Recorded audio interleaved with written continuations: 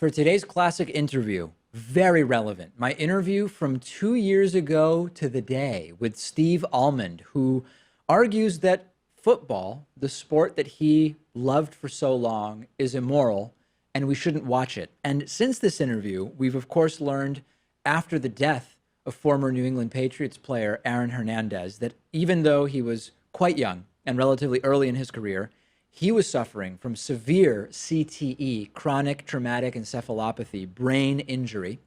And we've had this entire blow up regarding kneeling during national anthem. So I think that there is no better time to go back to my interview with Steve Almond from October 5th of 2 years ago, 2015. Let's check it out. I'm joined today by Steve Almond, author of Against Football, One Fan's Reluctant Manifesto, which is just out in paperback. The book is super interesting, Steve, and you're an admitted football fan who is sort of trying to rid yourself of football, and you have a number of ethical concerns around the game, which we'll get to. And, you know, in preparing for this interview, I was reminded of an interview I did with the Nation's Dave Zirin around the last World Cup, where he presented all sorts of very strong indictments of FIFA and of World Cups more broadly, but still said he doesn't think it's unethical or immoral to watch because you enjoy the game of soccer, but that you should be simultaneously advocating for change. Now, when it comes to football for you, you feel that that is not an okay solution. In other words, you really need to rid yourself of football, as you say. Well, I think the book is trying to present the football for what it really is, the biggest central narrative in American culture, the most popular sport, the most profitable sport, the largest activity or narrative that we all have in common. I think it's bigger than religion at this point. It's bigger than the bonds of family in many cases. And I'm really interested in what it means, both as a phenomenally interesting game narrative and also maybe even as almost like a spiritual thing for a lot of people, but also what the dark side of it is. So the book isn't trying to say you should do this or you should do that, but you should know exactly what it is you're sponsoring when you sit down to watch a game. And I think that's the place where I do depart from somebody like Dave Zirin, although I really appreciate how intelligently he writes about sports and how morally grounded he is as a commentator. I think it's very basic. Roger Goodell and the folks who run the big college football programs and the whole football industrial complex, they don't care whether you're guilt stricken. They don't care whether you are sort of cheering with a big foam rubber hand in one hand and maybe with a fist sort of advocating with the other, because they're really keeping score in a very basic way.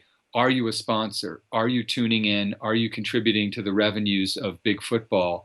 And the answer is yes. If you're a fan, that's what you're doing. But that's my answer. There are a lot of people who are going to read the book and say, well, I might cut back on my consumption, or I might become more active and involved when it comes to questioning how my tax dollars are spent at the level of high school or pro or college football. So it's not trying to advocate any one solution like boycott football. It's much more, hey, you should think about what everything that football is, because it's extraordinarily complicated and it's woven through the fabric of almost everything we do in America at this point. Give us the sort of bullet points of what these areas of concern are. And then, you know, I have some that I'm going to want to dive into. The ones Sure. that to me strike me are, of course, this pervasive brain injury disaster and systematic cover up that has been exposed several times now. Right. And how that impacts how we see college football and even high school football, really. Right. The corporatism, no question about that. The greed, which some write off as sort of billionaires versus millionaires, which is not at all the reality, as Dave Zirin has exposed when we look at owners versus players. What else is there? Well, I think there are things that are a little bit squishier and more subtle, but the major thing is that you have to accept that you're watching a form of entertainment in which you incur none of the risk and in which up to a third of the pro players are going to get brain damage. That's the big one that, for me, having seen my mom suffer a cognitive collapse, basically, I just kind of turned my stomach. But beyond that and beyond the sort of the greed that's just sort of built into American capitalist culture, are issues that have to do with the way that masculinity is defined and femininity, the way that sort of gender and orientation work. And I think the main thing that really troubled me, the more I thought about two things really, the way in which football has become inextricably linked to the educational process in this country at the high school and college level. That just makes no sense to me, that a game that essentially segregates people and values them purely for their physical worth, and that also clearly now the research indicates has deleterious effects on people's brain function, somehow are a huge part of our educational system and the tax dollars that are spent on it. And the other thing is that it really sanitizes and normalizes violence. I think in this way it's symptomatic of American culture. But the thing about football that just makes it distinct from something like rugby or especially boxing is we really come to believe, as when we watch football, we allow a certain kind of magical thinking to infect us. We honestly think that a 280-pound player who comes up against another 300-pound player, with 70 G forces, maybe 100 times a game, isn't going to be permanently damaged and maybe even brain damaged by that contact. We allow ourselves to believe that it's not real violence. And I think that abstracting of what real violence is and its real human toll is the same mentality that's in operation when, for instance, we send soldiers overseas and they suffer whatever they suffer. And then when they come back to the United States, we just aren't particularly interested in their suffering. Do you think that, well, let me frame it a different way. There's many people I know who, if I said to them, football really has this inherent tolerance for what are debilitating brain injuries to a significant percentage of the players. Football really Right. has this tolerance for this total corporatism. Football tolerates even arguably homophobia and even racism in some cases, blah, blah, blah. And they would look at me and with a totally straight face, they would say, David, I know what you're saying, but Right. I just like watching the game. I don't believe any of those things, and watching the game isn't going to change my opinion.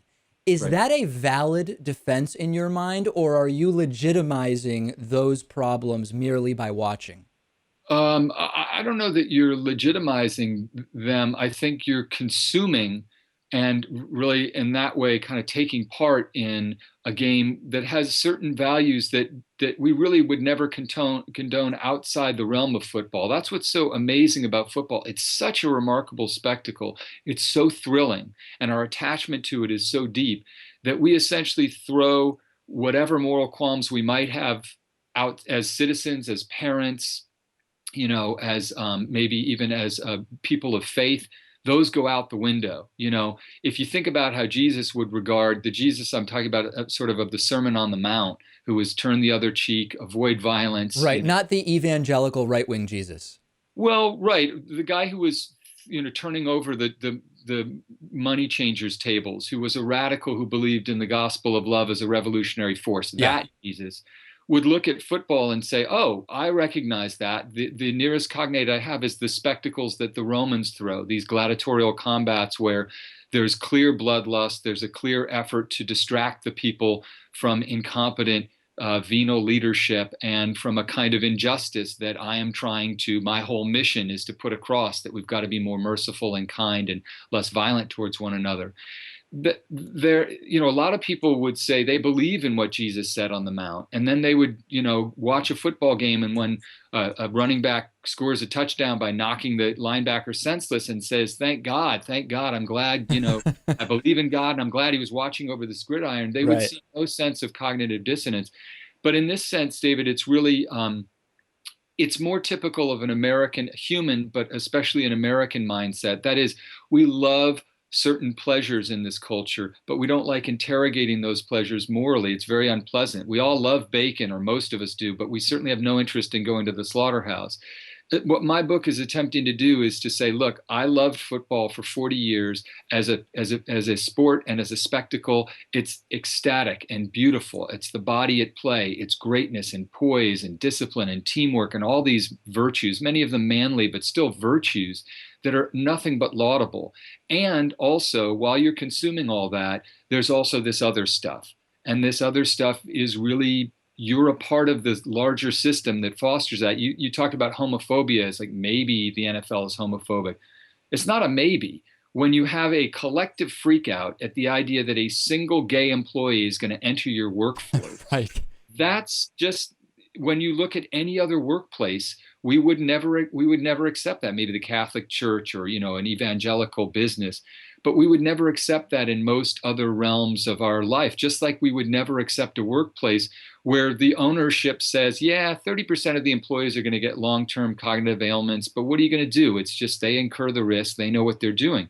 you know, we don't watch coal miners get black lung, right? But we could all recognize that it was a real problem and the workplace needed to change. We are actually watching the coal miners get black lung. That's what we're doing every Sunday. We're watching guys who are getting brain damage, and we're seeing some of them take their own lives or sort of suffer in silence years later. And we're saying collectively and individually, I'm okay with that. And have you successfully stayed away from watching football the first 3 weeks of the current season? I have to say I have, but it's not easy because because I am a sports fan, I check to see, what's going on with the baseball team I follow and are there any interesting highlights? And also sports is on everywhere. It's sort of the national wallpaper. And I do notice that my team, the long suffering Oakland Raiders, seem to somehow miraculously not be doing terribly. In fact, doing surprisingly well. So now the real challenge comes in. It's Yeah. not when your team is lousy and you turn away. It's when your team is doing great and you then have to turn away. And I just want to say, it's not like I'm loving it or just sitting there going, oh, well, what a dumb game. And I can't believe I ever watched it. I Yeah. know exactly why I watched it. It's unbelievably alluring. And all my book is trying to do is say, what is it like when you have to walk away from something you really love? Because you learn so much about it that you realize there's a lot of unlovable parts to it that are sort of infecting you without you entirely realizing it. Let me remind everybody the book is called Against Football, One Fan's Reluctant Manifesto. It's now out in paperback. We've been speaking with the book's author, Steve Almond. Thank you so much for telling us about it. Absolutely. Thank you.